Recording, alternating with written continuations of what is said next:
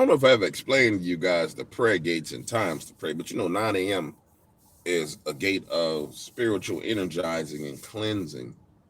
And if you, um, when you go through that gate and you have a good old conversation with Jesus at 9 a.m., by the way, all the gates are based on what Jesus did.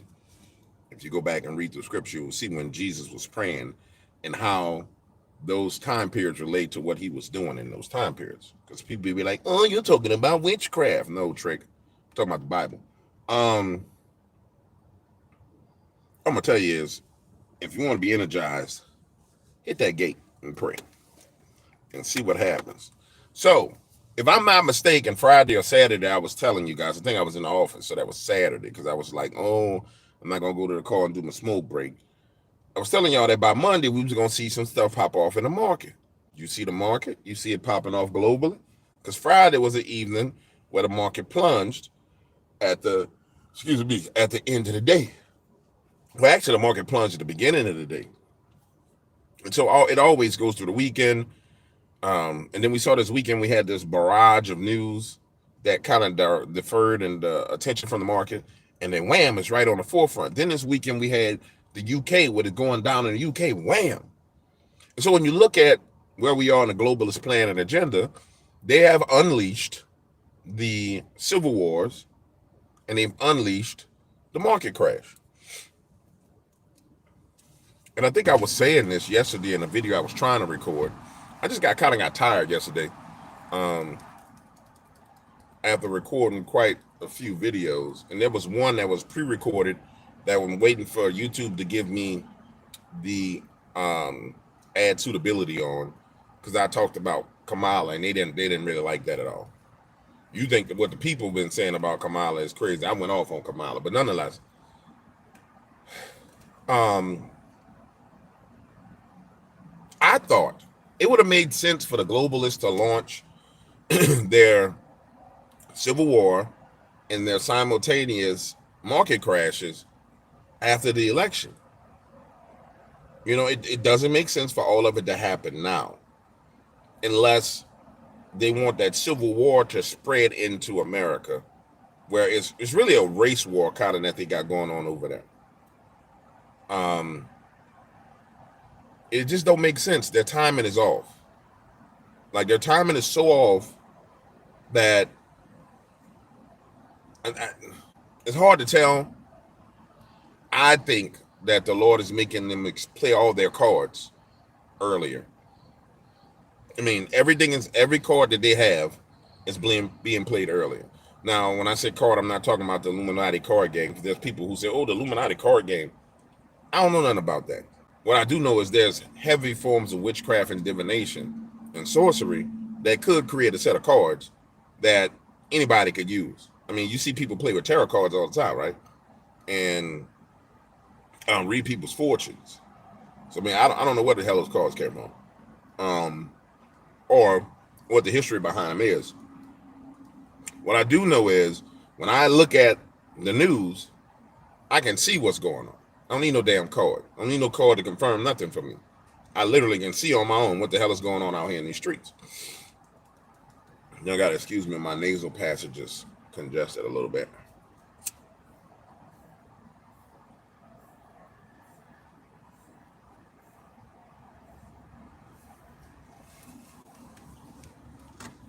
And so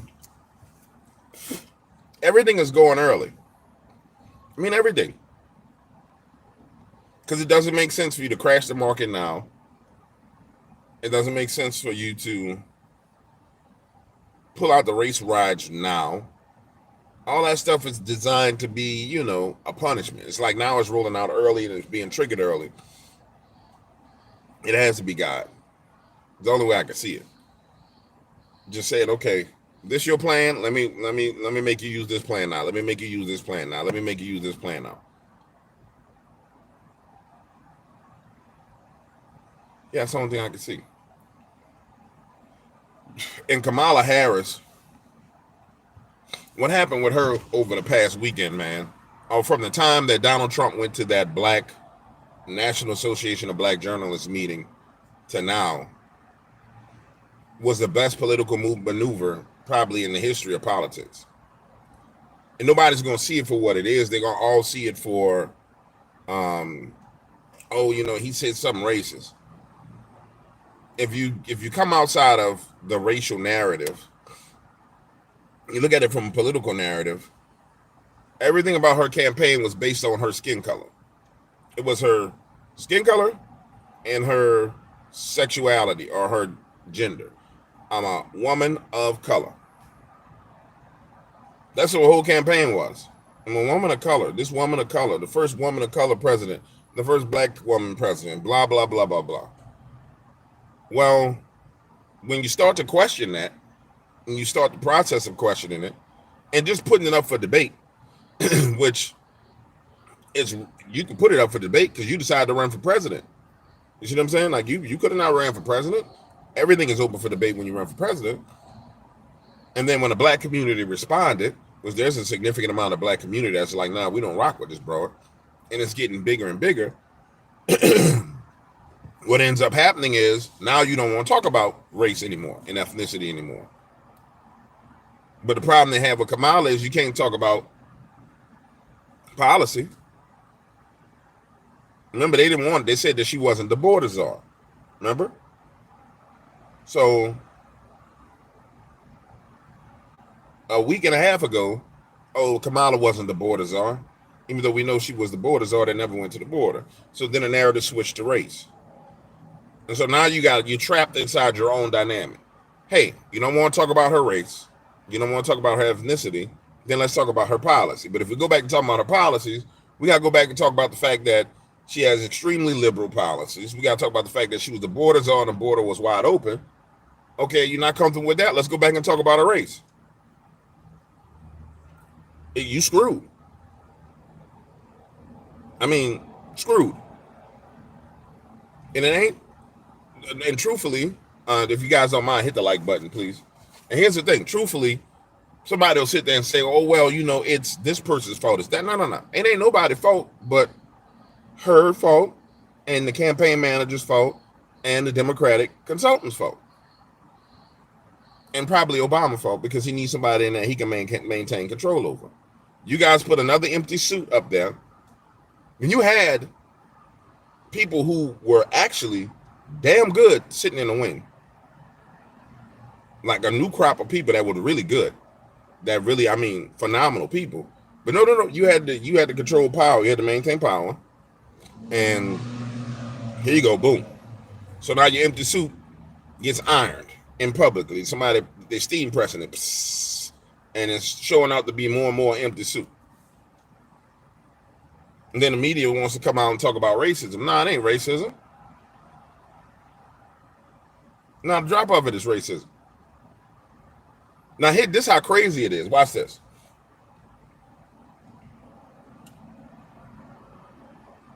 When you start talking about the racial narrative in the black community,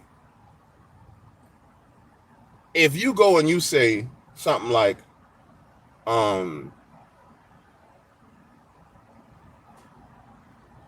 better way to put it like this. If I ran for president and I said I'm a black, you can't dispute the fact that I'm black just about based on what you see. See that big, beautiful chocolate skin that needs some lotion? But it lubricates itself when I start to sweat. That's not debatable, right? Now you can try and get a DNA result and debate genetic makeup.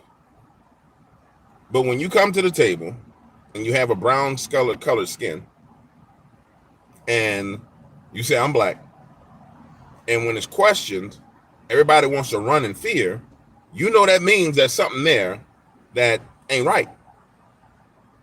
I'll give you another perfect example. Let's say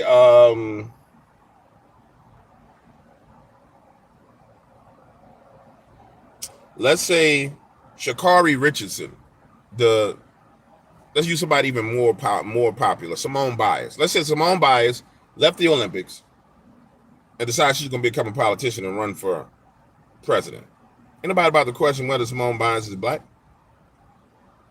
All right, so you throw her in the equation, there's no question. You throw Kamala back into the equation, it opens another trap door. And here's the trap door. Kamala, are you black? I identify as black. That's what everybody says. She identifies as black. When you say you identify as black, mean your ass ain't black. You identifying as black, first of all.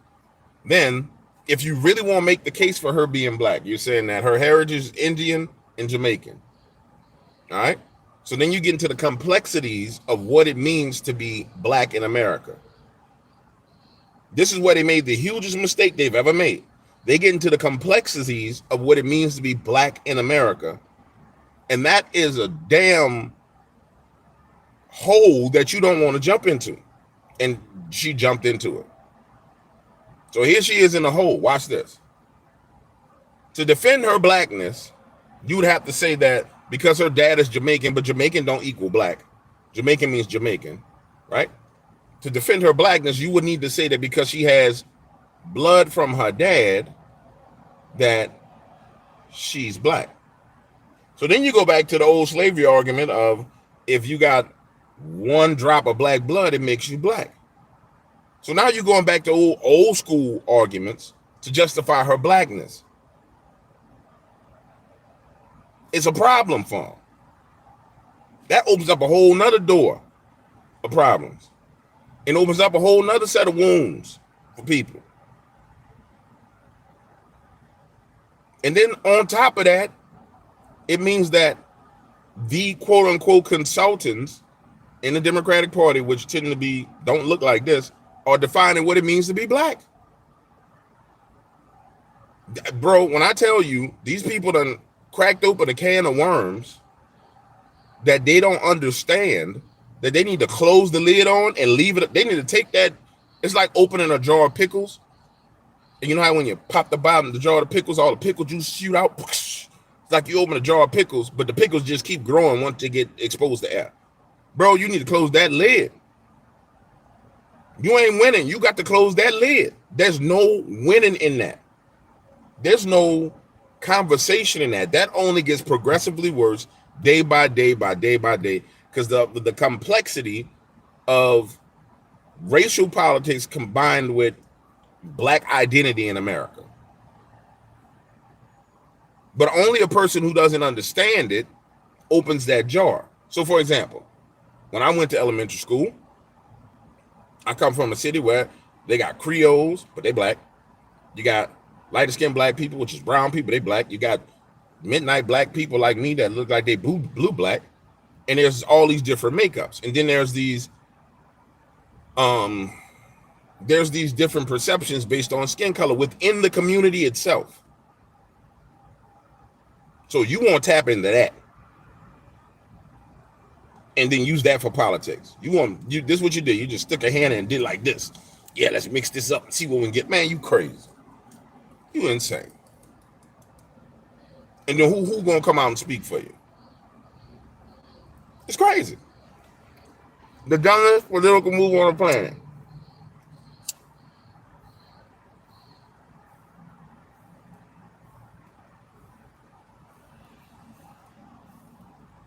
And since YouTube won't approve my other video where I talk about it, I'm going to talk about this now. It's the dumbest political move on the planet to even position yourself like that. The most genius political move by the Trump campaign to exploit it and bring it to the forefront. People say, oh, well, what is that? Okay, that's dust. People say, oh, well, Donald Trump, he attacked on her. No, he just posed a question. He said, I don't know if I'm not sure if she's black. I'm not sure is a question. All he did was pose a question. Everybody went crazy. Everybody lost their mind. Start calling him racist. You've been calling the man racist for 8 years. That ain't gonna carry no water. That was dumb. You know what I'm saying? That's like the people who, never mind. That's dumb. Oh, he's racist. That's the dumbest argument on the planet. But you're gonna go back to the argument. So the worst, from his perspective, from his campaign perspective, okay, if I say this, the worst case scenario is they're going to call me racist. Well, they've been doing that for 8 years. Let's do it. Boom. What does it do on your end? On your end, it just blows up everything. It just blows up the whole world. Because now you got to explain it. You got to explain it all. You got to walk that tightrope of not offending the various segments of the black community and the thought process that they have about color, not race, but color. There's black race and then color within that race. Man,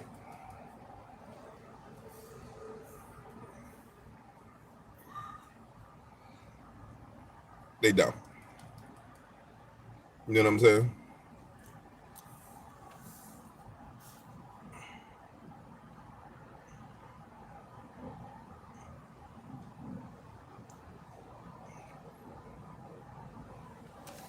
It's dumb. So that just ended the politics of race for the next, I don't know, 100 days. And that might be why they rolled out the Civil War and the stock market crash. Because, bro, I mean, that was a pivotal moment in a deadly blow as it pertains in politics. That might be exactly why they rolled all that stuff out. Because there's no way you win. And then when you go and you look at the presentation,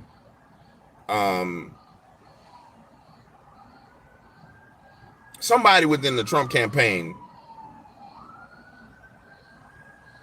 he hired some consultant that definitely understood the dynamics of the black community. Whoever that person is a genius. That person needs to stay where he is, because that was a power move.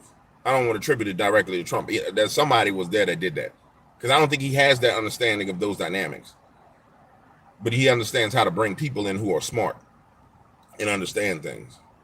And so now what you see is all over the place. If you really go take an honest look, what you see is everywhere, all over the place. You see black people getting at Kamala's neck. And the girl who came out and said on the public stage, the one that worked at Chick-fil-A, which she gonna be a superstar, by the way. I don't know if you guys, that's a superstar. That said, let's see if Kamala cares about black families. Let's ask Miss Willie Brown, if she cares about black families. You see, when you got savages like that coming to the forefront, oh no, you got a problem. That's a different level of, I don't really care what you say or think about me. That's a person who really ain't got nothing to lose. You know what I'm saying? And they tearing you another one. And then when you look across the landscape, it's everywhere. I mean, all throughout everywhere, it's the same thing going on. The same kind of talking points. And daily, it's getting worse. And so there needs to be some kind of distraction. I don't necessarily see a market crash being a distraction for the average Joe, like me or you. Market crash is something that, okay, we see it in the news. The UK violence is not really a distraction for the average Joe. But it's the launch of something bigger. But they don't have no choice. And I remember I started this conversation saying, you know, maybe God making them play their hand early. And either way it go, I know God is in everything. But these people can't be doing well.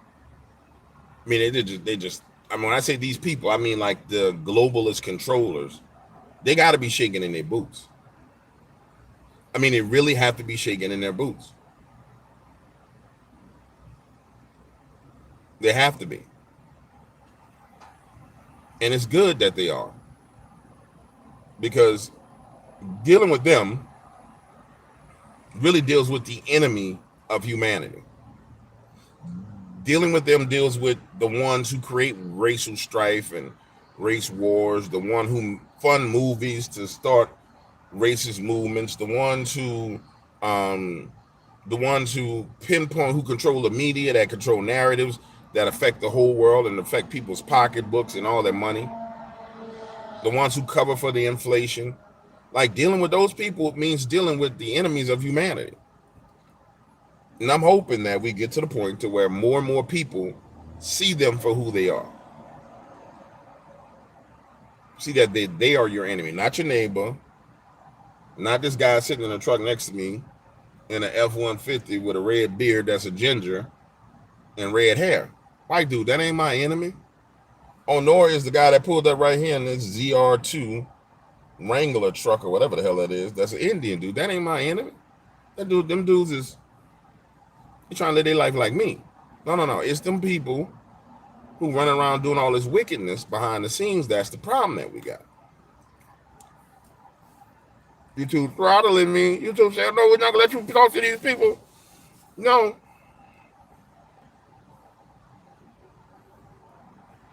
When that spell is broken, and that's what it is, it's a spell by the media. When that spell is broken, all hell breaks loose for them. And that's what's being broken now.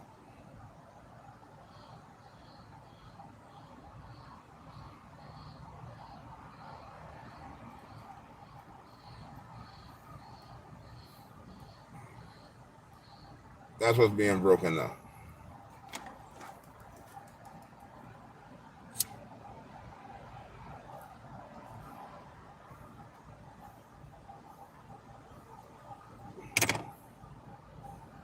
I want to thank you guys for taking all the new subscribers. We grew by something like 33,000 subs in a month. That's like one of the lower end growth months, but still it's great growth. I want to thank all the little smaller channels, and I do mean smaller channels, not in an insulting way, that have been supporting. You know, I'll tell you this. My philosophy in life has always been, the more people you help achieve their dreams, the faster you achieve your dreams. And the problem with that philosophy is, as you help people, you're going to run into all kinds of people. You know what I'm saying? As you help some people, they're just wicked, evil people. As you help some other people, they're proud people. As you help some other people, they're just good people. You help some other people, they're just not as intelligent, but they got good intentions. And I'll tell you, every seed that I planted outside of the cryptic community blossomed. Every last one of them. It was amazing to see, and it's still amazing to see, every seed that I watered outside of that community blossomed. Some of them blossomed immediately. Some of them took time because the creator needed help, but every one of them blossomed. The ones inside that community, they all withered, which lets you know that there's spirits that had to do with that. But I'm proud of some of the guys that are really growing now. When we talking about guys that weren't making any money, and you know, I'm watching their live streams because I'm just up at night and they're arguing with their wife and they're like, stop doing this because this doesn't make any money. You need to do this. And then you send them $200 on a live stream and it ends the argument right then and there. You know what I'm saying? And then the person keeps going and keeps going and keeps going and keeps going. And then finally they start growing. I mean, it's the most powerful, wonderful thing you could see as somebody going after their goals and achieving their dreams. And I'll tell you, if more people did that, if more bigger YouTubers did that to help people, you ain't got to know them. Sometimes you just got to water the garden. And then they'll turn around, they'll reach out. And then you do get to know them. You know what I'm saying? More people do that, it will coalesce into a place where you have much better people on this platform. And it will kill a lot of the bull crap that pertains to competition and people arguing and fighting and all the rest of that, because it's all about people making money. You know, some people will never admit it. Oh, I'm not on here to make money. No, okay, you're on here to just waste your time and talk. You know what I'm saying? I don't know how noisy this background noise is. Sounds loud to me. You might be able to hear me better now. All right, so we got work to do. I just wanted to holler at y'all. Also, let you know, remind you, told y'all this is going to crash the market on Monday. Told y'all Friday was Black Friday. They just covered it up. And here go the market crash. Bitcoin crashed too, which is, it shouldn't be doing that. But so many institutions have taken positions in crypto at this point in time that institutionally they can control the price. So when the market crash, people pull out everything and it crashes the price of Bitcoin. It used to be an inverse relationship. Market crash, Bitcoin go up. And now they all move in the same direction. Terrible thing. Horrible thing. Absolutely horrible thing. All right, I'm out of here. Peace.